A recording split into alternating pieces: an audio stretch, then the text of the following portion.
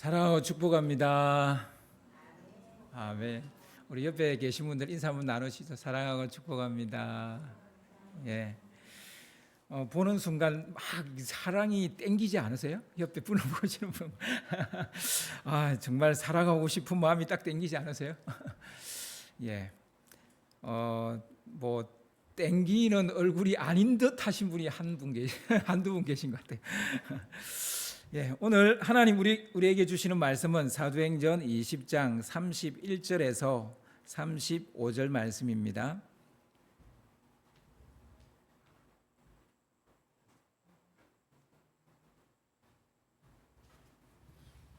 제가 한 절, 여러분 한 절 교독을 하도록 하겠습니다. 그러므로 여러분이 일깨어 내가 3년이나 밤낮 쉬지 않고 눈물로 각 사람을 훈계하던 것을 기억하라.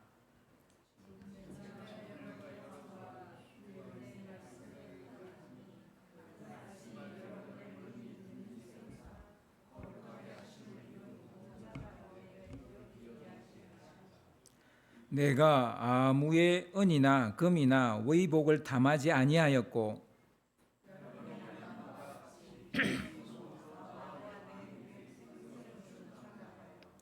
범사에 여러분에게 모본을 보여준 바와 같이 수고하여 약한 사람들을 돕고 또 주 예수께서 친히 말씀하신 바 주는 것이 받는 것보다 복이 있다 하심을 기억하여야 할지니라.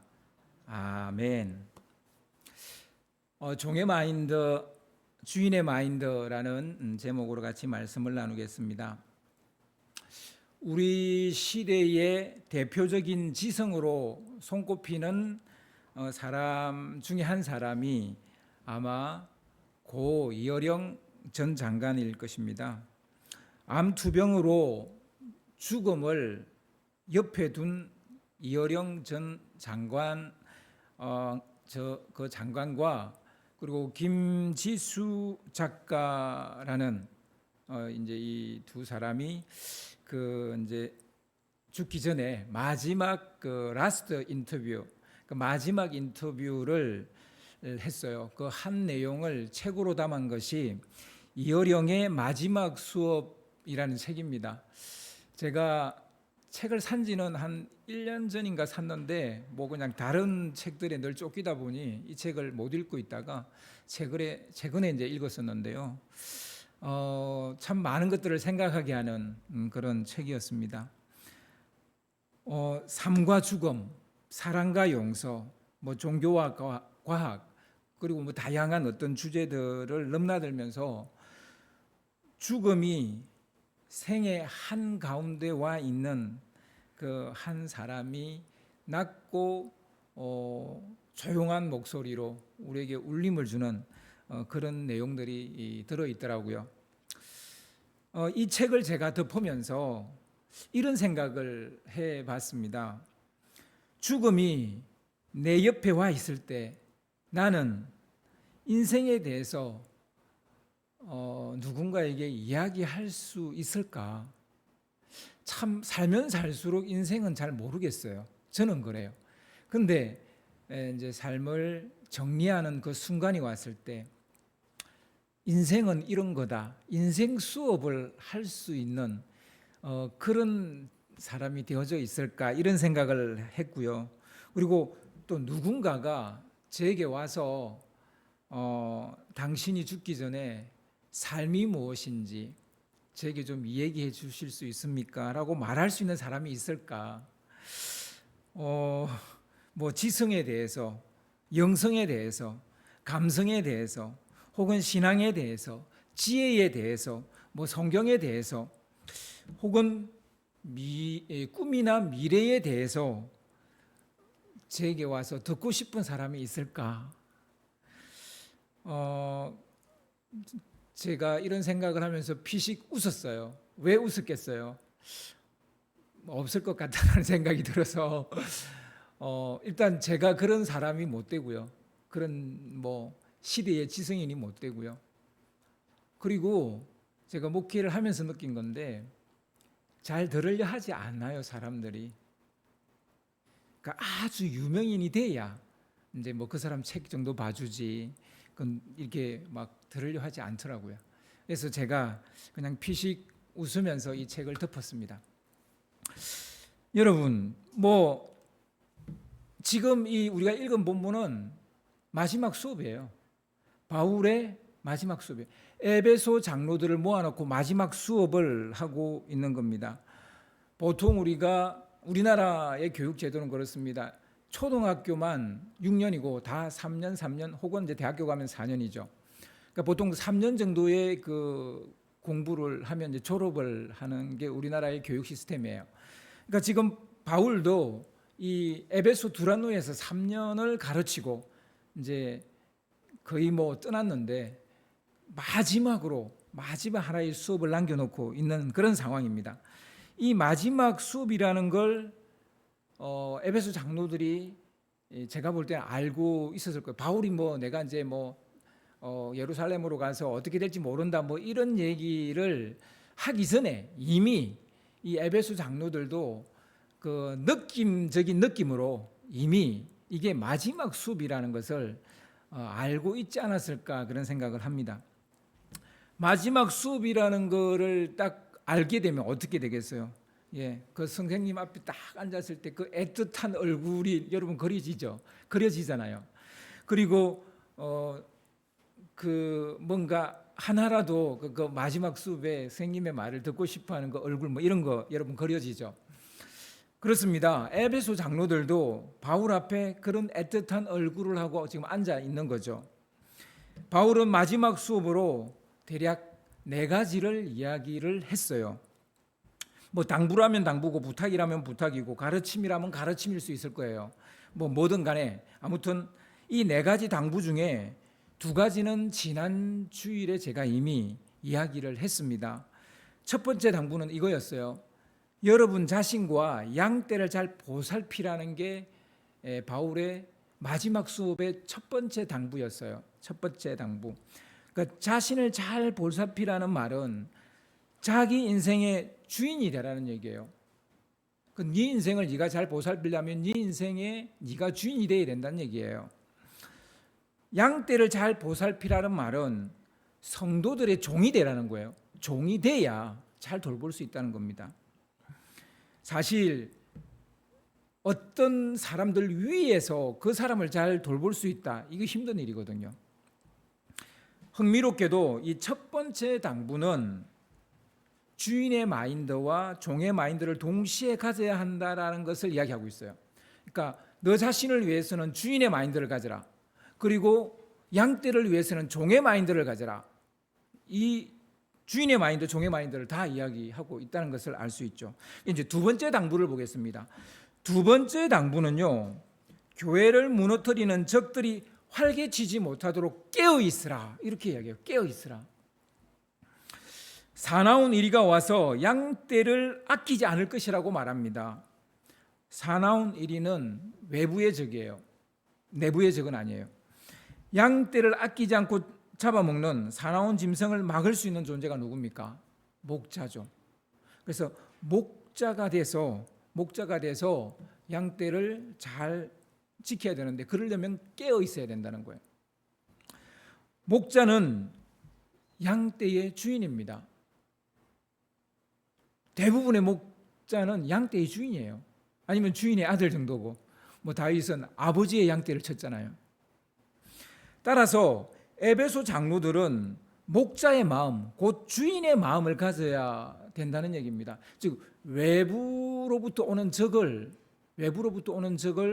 물리치려면 주인의 마인드를 가지고 있어야 돼요. 내가 이 공동체의 주인이다. 이 양떼를 지키는 목자다. 이 마음을 가지고 있어야 사나운 짐승을 물리칠 수 있다는 거예요. 바로 바울이 그런 목자였죠. 사자나 곰이 오면 물맷돌로 그 짐승을 때려 눕혔죠.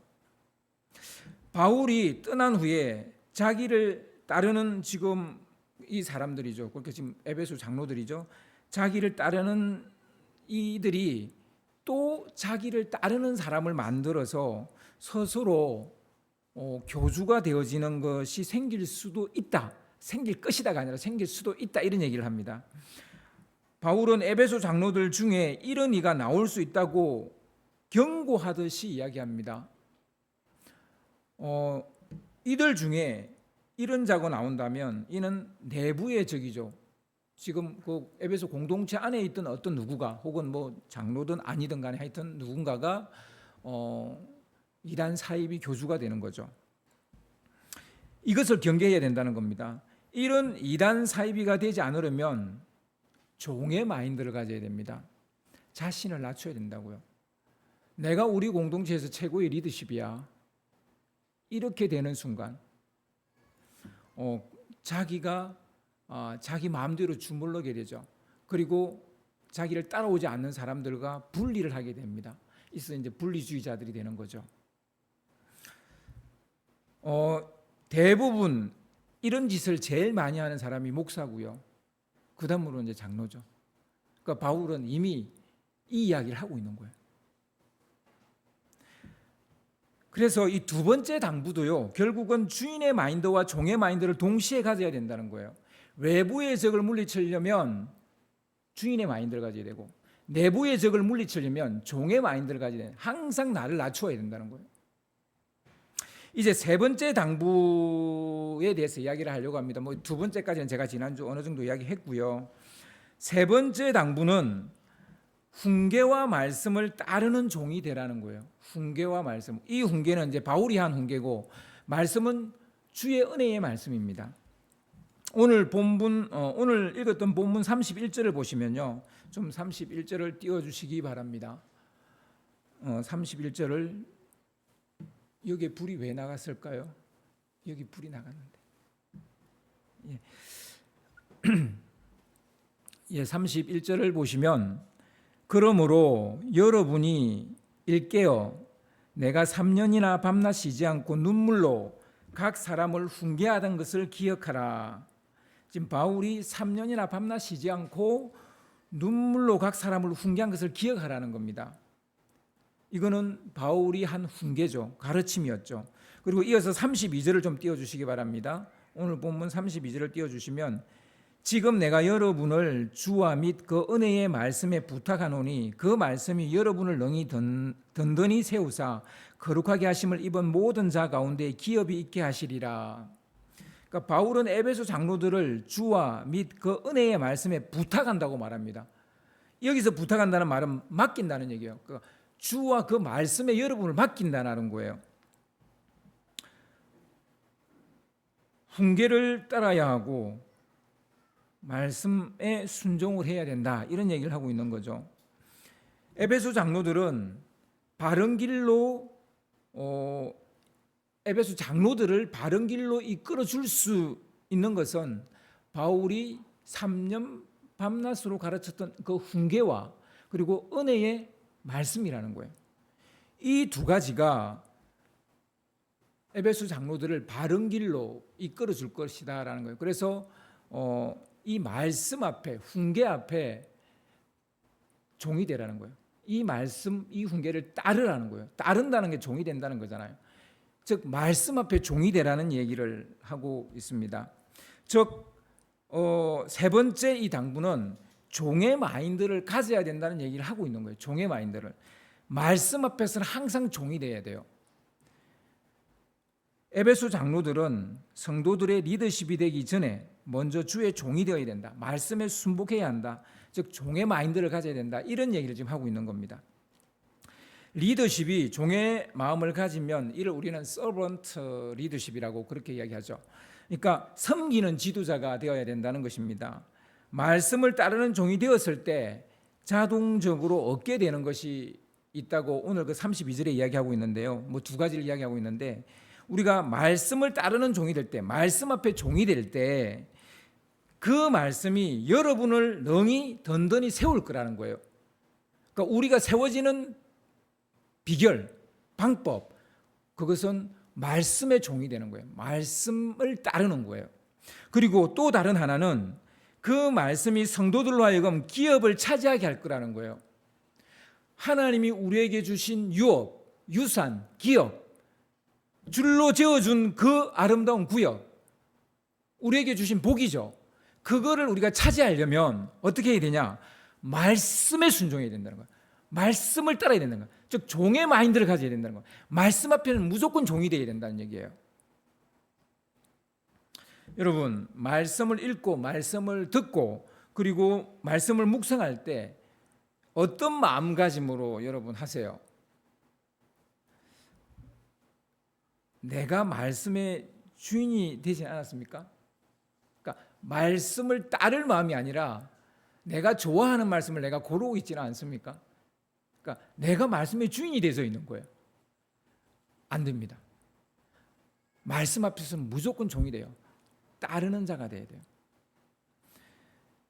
말씀하시는 대로 따르겠다는 종의 마음으로 읽고 묵상할 때 그 말씀이 우리 안에서 능력이 되고 복이 되는 줄 믿으시기 바랍니다.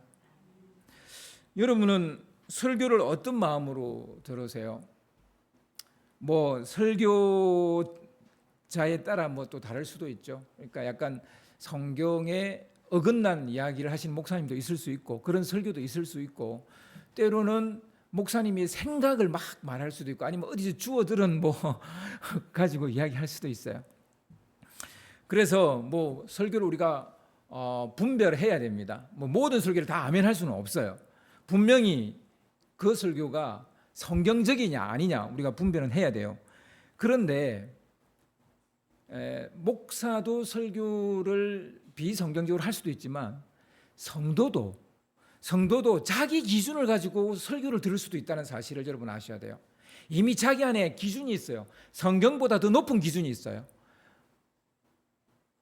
그래가지고 목사님은 정말 성경적인 설교를 했는데도 그것을 가려서 들어요. 어떤 것은 안 들어요. 어떤 것은 내버려요.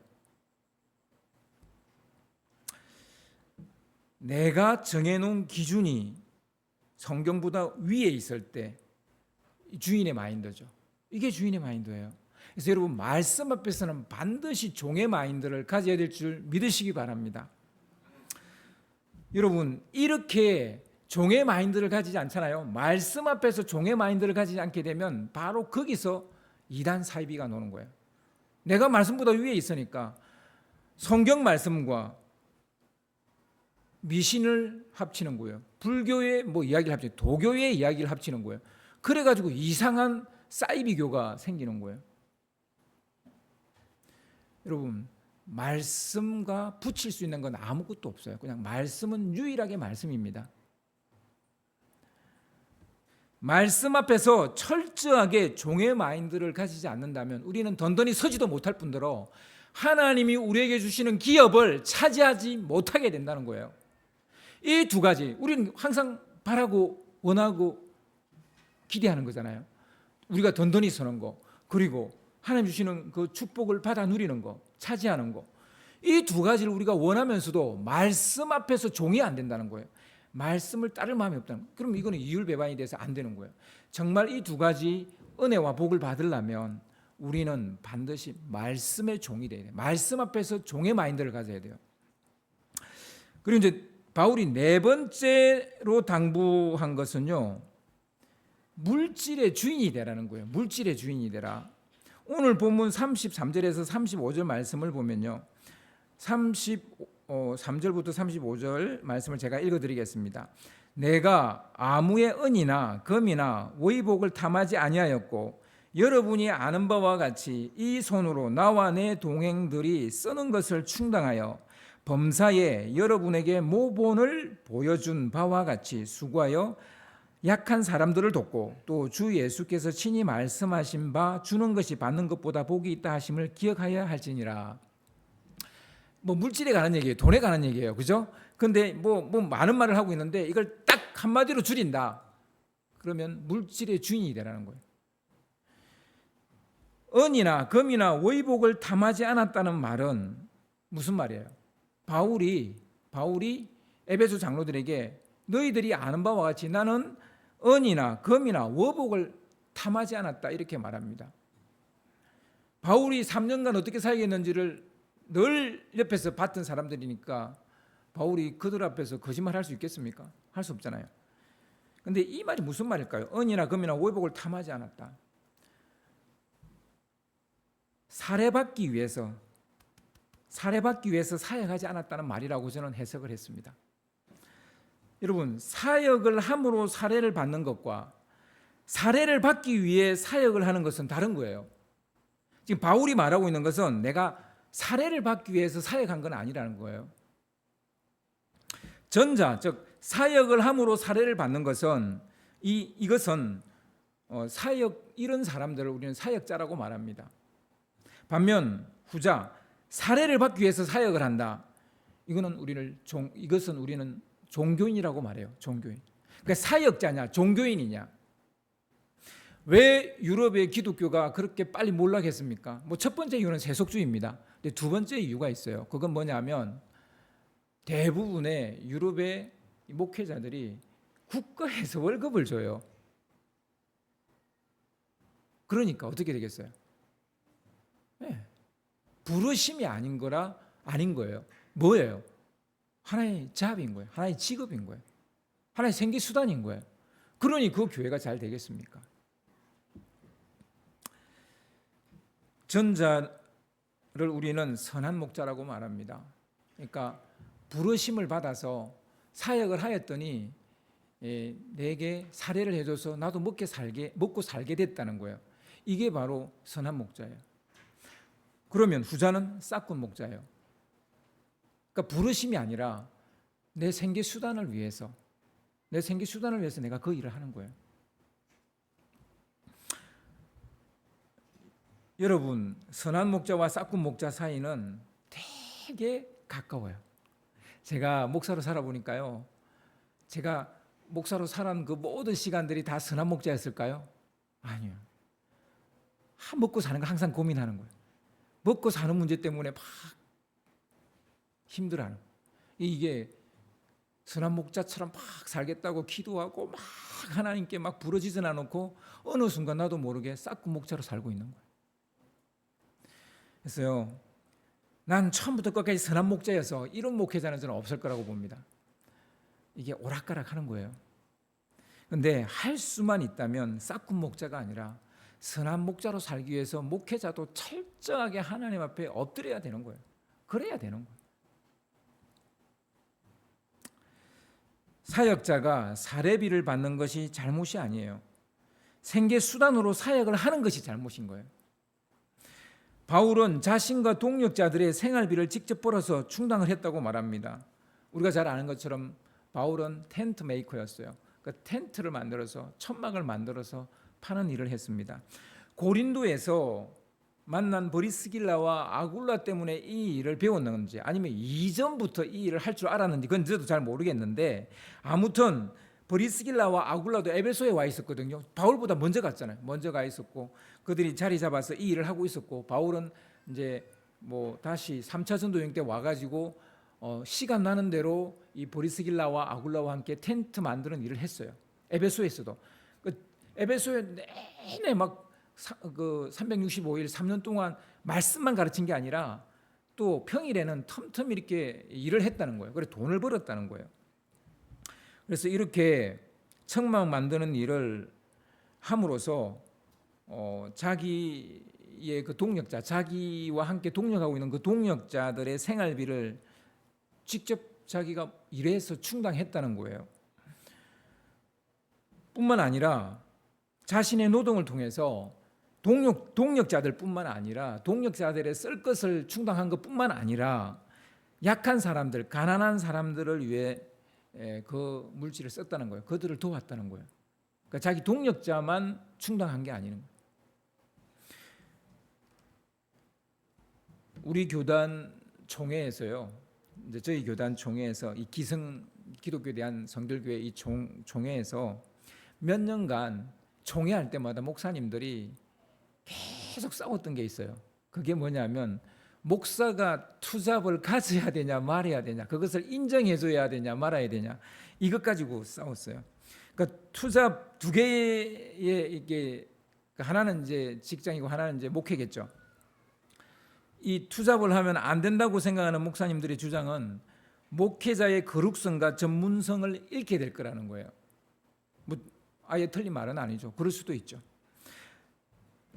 하지만 이 투잡을 해야 된다는 목회자의 주장은 성경에도 바울도 그러지 않았냐. 그리고 특히 작은 교회, 개척교회 개척을 하는 목사님들 일단 생활이 안 되잖아요. 생활이 안 되는데 계속 목회를 할 수 없잖아요. 그러니까 다른 직업을 가져서 당신이 먹고 살면서 목회를 해야 되는 거예요.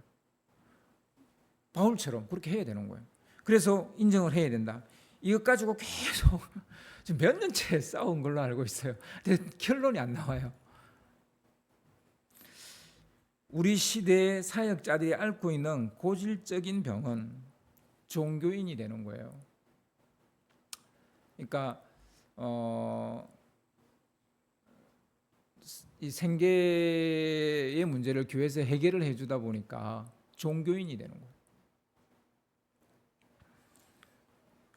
제 생각을 묻고 싶으시다면 저는 투잡을 교단에서 허락을 해야 된다고 봅니다. 뭐 성경에도 나오는 얘기인데 뭐 굳이 제가 볼 때요, 투잡이든 뭐 목회만 하든 거룩성과 전문성은 그 목사 개인의 문제지, 그게 투잡을 가졌다고 해서 거룩성과 전문성이 떨어진다, 저는 그렇게 보지 않습니다. 그 개인의 문제예요. 그 개인 목회자의 문제예요. 하나의 직업으로 목회자의 길을 간다는 생각, 이건 바른 생각이 아니죠. 부르심이 아니라 생계수단이나 성공의 길을 걷고자 목회의 길을 간다, 그건 잘못된 것이죠. 제가 목회자가 되기도 전에, 신학교를 가야 되겠다 마음에 결심도 하기 전에 불렀던 복음송이 있어요. 그러니까 되게 오래된 복음송이죠. 낮의 해처럼 밤의 달처럼. 그때 부르면서도 제가 그때 뭐 목회자 될 마음도 없고 그냥 일반 이제 막 갓 예수 믿은 사람, 고3 때 믿었으니까 이제 갓 예수 믿은 저도 이 노래를 부를 때마다 나 이렇게 살 수 있을까 그러면서도 굉장히 즐겨 불렀어요, 이 노래를. 근데 부를 때마다 그때도 느낀 거지만 참 뛰어넘을 수 없는, 넘을 수 없는 그런 가사를 품고 있어서 되게 힘들었어요. 그러면서도 그 노래를 또 즐겨 불렀어요. 그렇게 살고 싶어서. 오늘 이제 설교 끝나고 이 찬양을 할 텐데, 아직도 제가 이 노래를 어제 이제 한번 불러봤는데요, 아직도 이 노래를 제가 극복을 못한 거예요. 이 노래 가사를 극복을 아직도 못하고 있는 거예요. 제가 은퇴하고 나면, 그때는 은퇴할 때쯤 되면 그때는 극복할까? 지금 생각해보면 그때도 못했다 그럴 것 같아요. 그럼 죽을 때는 죽을 때도 못했다 그럴 것 같아요. 그럼에도 불구하고 우리는 이 노래를 계속 불러야 돼요. 뛰어넘으려고 해야 되는 거예요. 때로는 좀 넘었다가 못 넘었다, 넘었다 못 넘었다 그러겠죠. 그렇지만 넘으려 해야 된다는 거예요. 그게 신앙생활인 거예요. 그래서 진짜 하나님의 마음을 완벽하게 흡족한 삶을 산다면 얼마나 좋겠어요. 근데 못 산다고 해서 포기해서는 안 되는 거예요. 그 근처라도 가려고 해야 되는 거예요. 그게 신앙생활인 거예요. 우리가 너무 이제 그렇게 못 사니까 막 도리어 이렇게 튕겨져 나가버리는 경우가 있는데, 그거 우리 조심하셔야 돼요. 그때 회개하고 또 살려고 발부둥 치고 몸부림치는 것, 그게 저는 신앙생활이라고 봅니다. 아무튼 바울은 에베소 장로들에게 종교인이 되지 말라고 말하는 거예요. 장로들에게 이제 이 양떼를 맡기고 가잖아요. 너네들이 종교인이 되지 않았으면 좋겠다. 물질과 돈을 쫓는 사역자가 아니라 사명을 따르는 사역자가 되라는 것입니다. 그래서 여러분 사도행전 20장 28절을 우리가 다시 한 번 더 읽어보겠습니다. 우리가 이미 나누었던 말씀인데요. 사도행전 20장 28절, 여러분은 자기를 위하여 또는 양떼를 위하여 삼가라. 성령이 그들 가운데 여러분을 감독자로 삼고 하나님이 자기 피로 사신 교회를 보살피게 하셨느니라. 성령이 너희들 가운데 즉 에베소 공동체죠. 그 공동체 가운데 여러분을 감독자로 삼았다고 지금 바울이 말하는 거예요. 그러니까 스스로 너희들이 스스로 된 게 아니라는 거예요. 사역자는 스스로 되는 게 아니에요. 하나님의 부르심이 있어야 되는 것입니다. 바울은 에베소 장로들에게 자신이 어떻게 사역했는지 본을 보였기 때문에 자기처럼 사역하라는 말도 합니다. 그래서 사도행전 20장 18절을 보시면요. 사도행전 20장 18절을 보시면 오매 그들에게 말하되 아시아에 들어온 첫날부터 지금까지 내가 항상 여러분 가운데서 어떻게 행하였는지를 여러분도 아는 바니. 그러니까 바울이 아시아에 들어온 그 첫날부터 지금까지 내가 어떻게 행했는지 여러분들이 다 잘 알고 있지 않느냐. 모든 겸손과 눈물로 사역했고 시험을 참고 주를 섬긴 것을 여러분이 다 알지 않느냐. 나처럼 그렇게 여러분들도 사역하십시오. 이렇게 이야기하는 거예요. 바울이 이렇게 한 것은, 에베소에 와서 이렇게 사역한 것은 그들이 사례비를 줘서 한 게 아니란 말이에요. 그게 자기 부르심이기 때문에 했다는 거예요. 우리는 하루에도 수십 번 물질과 돈의 노예가 될 때가 많습니다. 물질의 주인이 되면요, 물질을 따라 움직이지 않습니다. 그러니까 우리가 물질을 따라 움직이는 것은 물질의 종이 됐기 때문이에요. 물질의 노예가 됐기 때문이에요. 물질의 종이 되면 우리는 물질을 따라 그 모든 것이 이 물질, 돈에 의해서 결정되는 거예요. 말씀에 의해서 내 인생이 결정되는 게 아니라 물질에 의해서 결정되는 거예요. 이게 바로 물질의 종이 된 거예요. 그래서 물질의 주인이 되라는 것은 진짜 내가 쓸 때 마음껏 쓰라는 거예요. 모든 것을 주고도 줬는데도 그것을 어찌할 수 없을 때, 성경에도 예수님도 그런 얘기를 하셨잖아요. 예수님은 주는 것이 받는 것보다 복이 있다고 말씀하시면서 물질의 주인이 되라는 거예요. 물질의 주인이 된 사람만이 할 수 있는 게 있는데요. 그게 바로 베품이고 나눔입니다. 그러니까 바울은 자기가 직접 일해서 사역을 했어요. 그리고 동역자들의 그 쓸 것을 충당을 했고, 그리고 약한 자들, 가난한 자들을 도왔어요. 어떻게 그럴 수 있었을까요? 바울은 물질의 종이 아니라, 노예가 아니라 물질의 주인이었기 때문이에요. 마지막으로 여러분에게 묻겠습니다. 그리스도인은 종의 마인드를 가져야 합니까? 아니면 주인의 마인드를 가져야 됩니까? 예? 예. 다시 한 번 더 묻겠습니다. 여러분, 그리스도인은, 크리스찬은 종의 마인드를 가져야 됩니까? 주인의 마인드를 가져야 됩니까?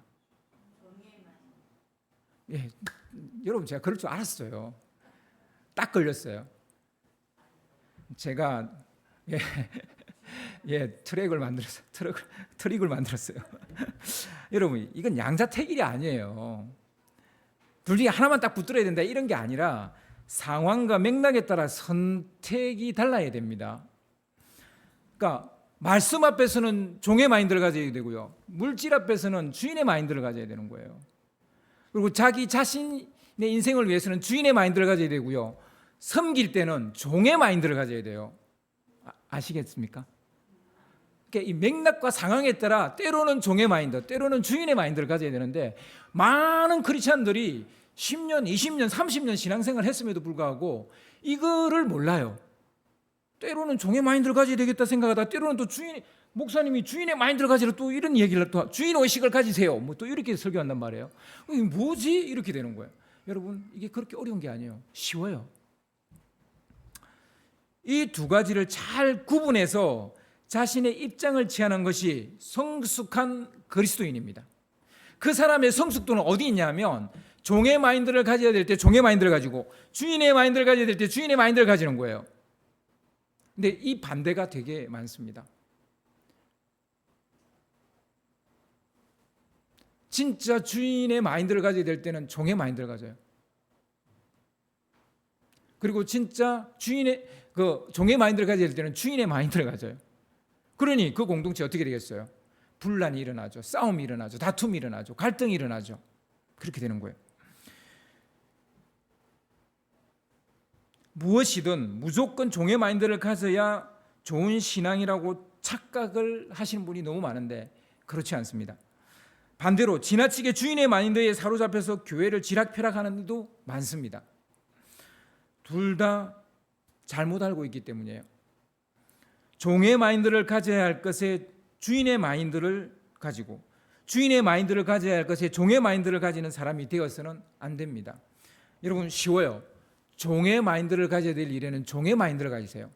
주인의 마인드를 가져야 될 일에는 주인의 마인드를 가지세요. 그러면 되는 거예요. 종의 마인드를 가져야 할 것에 종의 마인드를 가질 때 먼저 우리는 스스로 든든히 서게 됩니다. 종의 마인드를 가져야 될 때 종의 마인드를 가지면 든든히 서게 된다고요. 그리고 주인의 마인드를 가져야 할 것에 주인의 마인드를 가질 때 우리는 하나님이 주시는 기업을 얻게 되는 겁니다. 유업을 얻게 되는 거예요. 특별히 우리는 물질에 있어서 종의 마인드를 가져요. 물질은 우리 보고 쓰라고 주신 거예요. 그럼 우리가 주인이 돼서 그것을 잘 써야죠. 그런데 물질의 노예다 보니까, 물질의 종이다 보니까 어떻게 해요? 물질에 대해서 종의 마인드를 가지고 있으니까 벌벌벌 뜨는 거예요. 그러니 우리가 기업을 차지할 수 있겠어요? 어려운 거죠.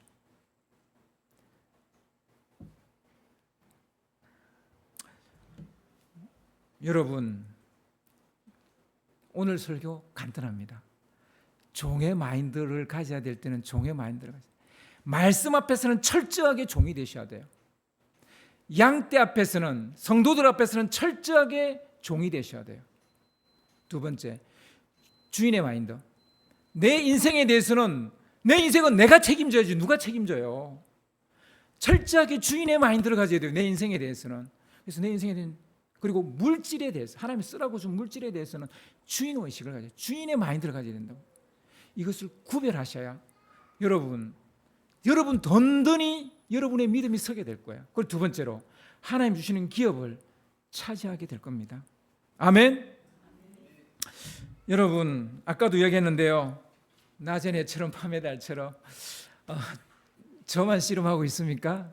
이 가사 앞에서 아마 여러분도 씨름하고 계시리라고 봅니다. 여러분 이 찬양하면서 여러분 믿음의 경주, 믿음의 씨름 꼭 끝까지 잘 할 수 있게 되기를 바랍니다.